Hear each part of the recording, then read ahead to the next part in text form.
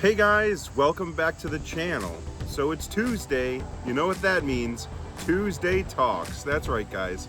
So today we're gonna finish up our series on cryptids in New York and their association with camping. I'm a little upset because I didn't pre-plan this series enough, and last week I was actually on site and on location for today's final cryptid. And that makes me a little sad, but nonetheless, it's still gonna be great. We're still gonna have a great conversation. We're gonna have a step two, we're gonna have a cigar. It's gonna be great, guys. So let's just jump right into it.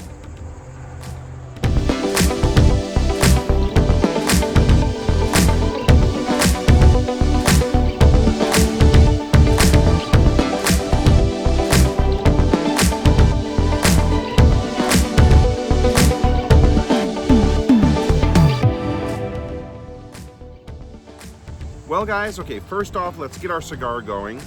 This week we're gonna have another cigar similar to last week. It's called the Casa Bella.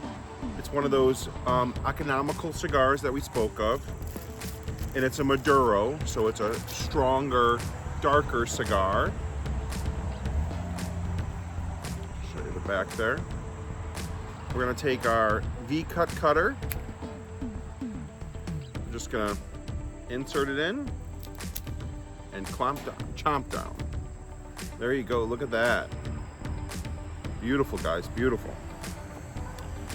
Grab our torch lighter. Let's get it all started first.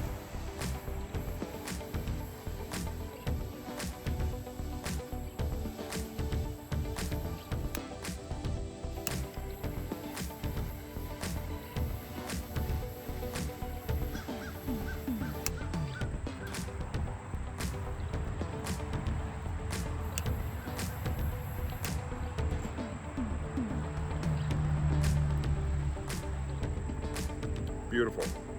Again, not a bad cigar. It's Maduro, as you can see right on the bottom there. Not a bad cigar at all.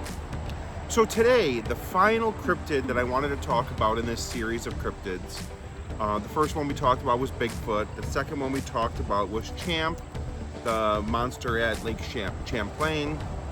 And today, finally, we're talking about the Oggie, O-G-G-I-E, of Onondaga Lake. I didn't even know about this folklore or about this cryptid until I did some research.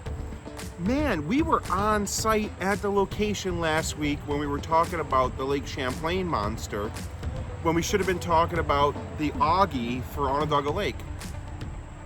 So what is the Oggie and what's its association with camping?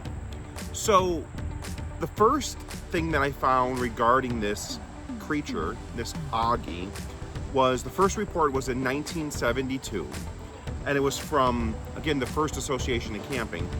A Boy Scout was coming back from a camping trip, it said in the newspaper, and he saw this very huge, oversized salamander-like creature near the lake. And that's when it all started. That's when sightings started, and you started hearing more and more about sightings of the Oggie. I'm not sure where the name derives from, but that's the name that's given to this creature. And then back in 1987, there was another sighting that references camping-like situation where a couple was camping out on their boat in the marina, and they had another sighting of the Oggie there in the Onondaga Lake Marina. So a couple references to camping. I know it's not tent camping or something like that, but Onondaga Lake is probably 15-20 minutes from my house here, so it's very close. It's the lake that's used to be one of the most polluted lakes in all of the United States. They cleaned it up a lot. There's been a lot of different initiatives to try to get that lake back to good. It's a beautiful lake. It has a beautiful parkway where you could go walking and exercising, but that's where we were last week. Oh, step two today, Diet Pepsi. So yeah, I saw that and I'm like, wow, I didn't know that there was actually a cryptid so close to where I live. I'd love to hear if anybody out there actually heard of this Augie Onondaga Lake. I'm gonna throw a couple pictures in the video here so you can see what it looks like. It looks pretty cool. Knowing the history of that lake and how polluted it is, I wouldn't doubt that anything could live in that lake. Because if you like to fish, let me tell you, go fish in that lake, because you can't eat the fish because it's polluted. So the fish just get larger and larger and larger. You think you got a salmon on your line, and then you reel it in and it's a sunfish that's this big. I'm like, it's crazy.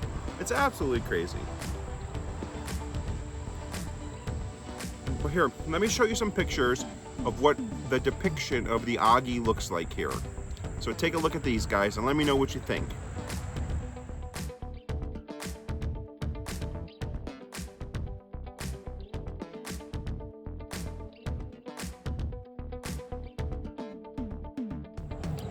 So that's the only evidence that they actually have for the existence of this Augie of Onondaga Lake. So as the folklore goes, this salamander that was near the lake, an oversized salamander that this kid saw, they say he brought it home and then his parents let it go back in the lake, and then it mutated because of the pollutants in the lake into this very large lake monster. And like I said earlier, I wouldn't put it past, that lake is very polluted. When you go fishing, years ago when I was younger, you had to wear gloves, because if you caught a fish, if you had rubber gloves on, there would be blue stuff all over the gloves from the fish.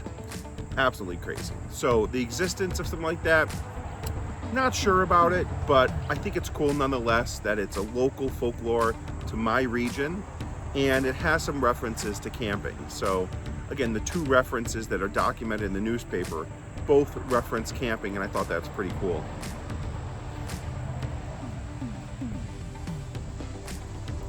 So there's no other evidence. So we spoke about other evidence regarding the other cryptids, vocalizations, sightings, castings, stuff like that.